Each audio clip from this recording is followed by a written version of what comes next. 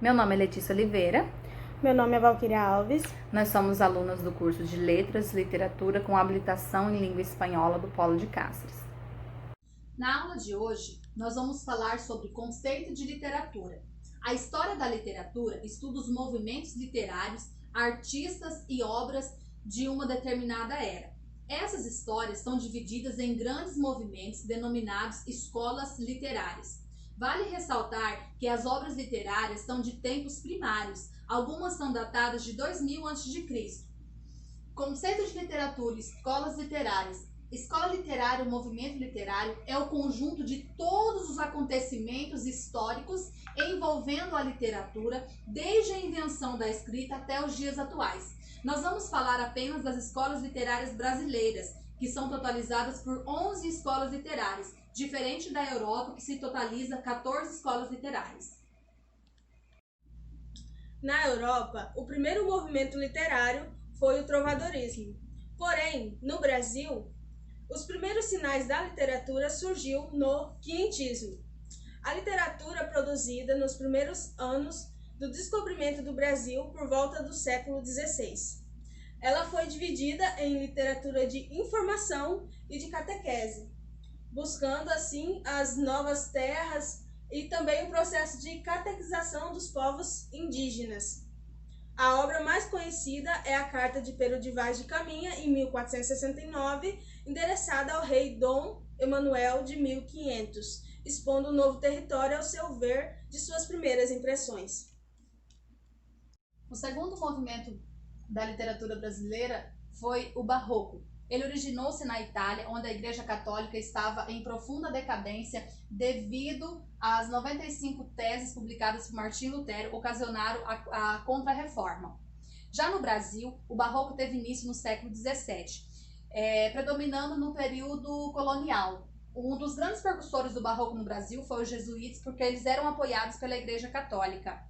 Quando se fala em Barroco, falamos de extravagância, falamos de exuberância, os grandes palácios, o ouro que foram construídos nas grandes catedrais.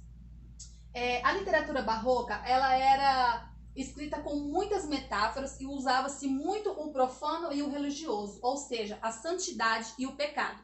Teve um escritor brasileiro na literatura barroca que ficou conhecido como Boca do Inferno, porque ele fazia grandes críticas e sátiras, principalmente ao governo da cidade da Bahia. Nós não iremos falar sobre esse escritor, porque nós vamos deixar para que vocês descubram quem que foi esse ilustre da literatura brasileira.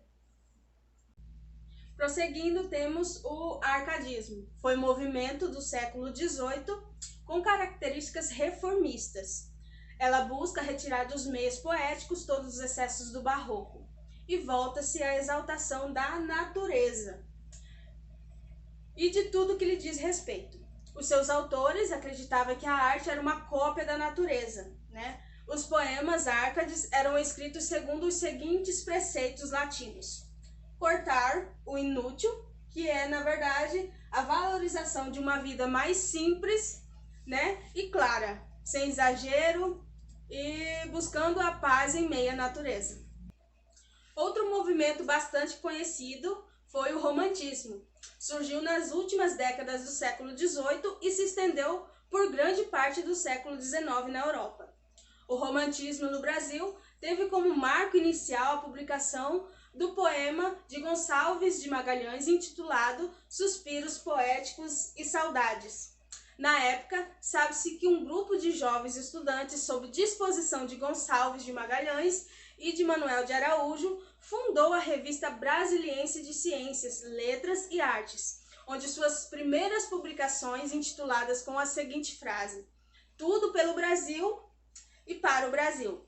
A partir desta frase, sobreveio a primeira geração do romantismo, ou seja, o nacionalismo entrou em vigor.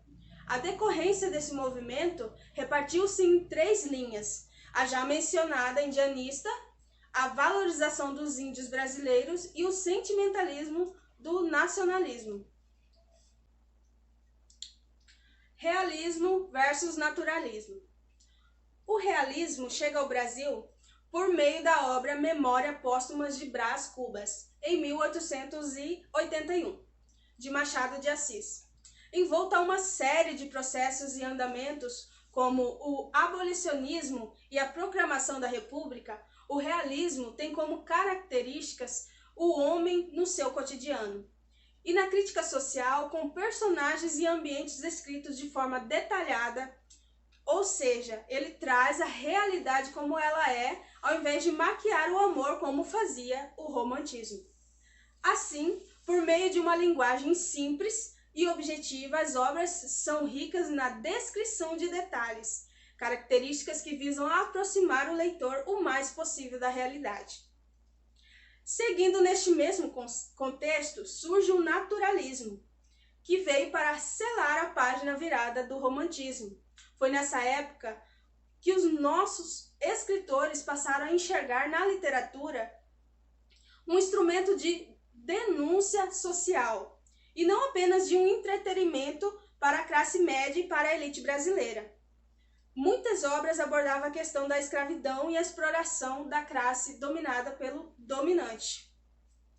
Seguindo nos mesmos preceitos, entretanto com alteração à sua maneira, o parnasianismo se fez reconhecido com o advento do modernismo brasileiro, gerando a poética parnasiana. Com forma de vocabulário bem acabado e rebuscado, a arte viria pela arte e esse era um dos seus dizeres para enfatizar e defender seus pensamentos. Outro fato muito importante que esse estilo nos deixou é a letra atual do nosso hino nacional brasileiro, que é também outro exemplo de composição brasileira. O simbolismo iniciou-se em 1893 e termina em 1902. Ele é voltado para o romantismo e para a musicalidade. No Brasil, ele surge após a abolição da escravatura e a proclamação da República. Nesse contexto, havia muitas misérias em relação aos escravos que tinham sido libertos. Pensando assim, os artistas brasileiros queriam ter fuga da realidade, eles não queriam mais focar os seus pensamentos na realidade da escola anterior, contato daquilo que estava verdadeiramente acontecendo no Brasil. Então eles queriam ter uma fuga dessa realidade. Eles começaram a produzir a sua obra com a falta de confiança na realidade, a valorização do não racial, ou seja, do mistério pelo espiritual e pelo imaterial, a crença na existência de um mundo ideal, ou seja, eles voltaram novamente a produzir tudo aquilo que era imaginário, porque ninguém queria mais focar na realidade que estava no Brasil, porque verdadeiramente estavam um caos.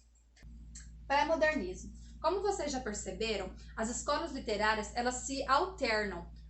Como nós falamos agora há pouco do realismo, depois nós falamos do simbolismo, que voltou lá atrás da época romântica, e agora nós nos deparamos com o pré-modernismo, que vai de 1902 até 1922. Esse movimento pré-modernista, ele é de intensa movimentação literária. E o que ele traz? Ele traz novamente a realidade brasileira. Ele traz de novo todos os conflitos internos do país, seja político, seja social. Todo o conflito interno são colocados nas grandes obras dos artistas. Então ele vem para mostrar novamente a realidade nua e crua que o país estava vivendo nessa época. Então, devido à intensa movimentação política no Brasil, numa tentativa de reestruturar o país, a Semana da Arte Moderna, ela marca a entrada do modernismo no Brasil. A Semana da Arte Moderna, ela foi uma manifestação que ocorreu no Teatro Municipal de São Paulo. O evento reuniu diversas apresentações. Os artistas envolvidos propunham uma nova visão de arte a partir de uma estética inovadora, apenas inspirada nas vanguardas europeias. Não era mais uma cópia que vinha da Europa e os artistas brasileiros copiavam. Não, era apenas inspiradas.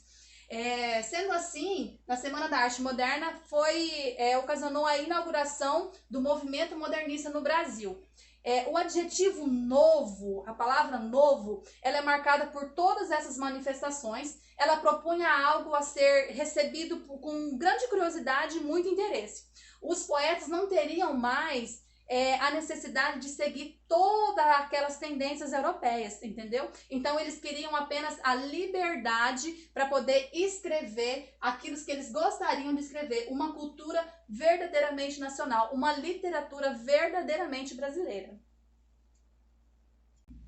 Já o pós-modernismo, ele inicia-se após a Segunda Guerra Mundial, guarnecidos com os avanços tecnológicos da era digital e também da globalização. O pós-modernismo ou pós-modernidade é um processo contemporâneo de mudanças significativas nas tendências artísticas. As principais características do movimento pós-moderno são a ausência de valores de regras. Foi isso que eu disse no slide anterior, que o modernismo ele queria uma liberdade de expressão, né? Então ele poderia fazer o quê? Ele poderia usar o real com o imaginário, uma produção em série, espontaneidade e liberdade de expressão. Essas tendências vigoram até hoje nas artes plásticas, na arquitetura, literatura, filosofia, políticas e no âmbito social. Demonstram, assim, a nova vida do homem moderno, que é o bombardeio da informação.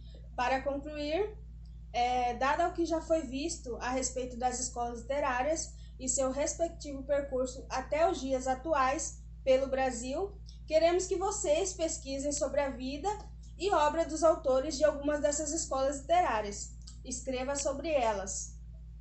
Muito obrigado. Bons estudos. Obrigada.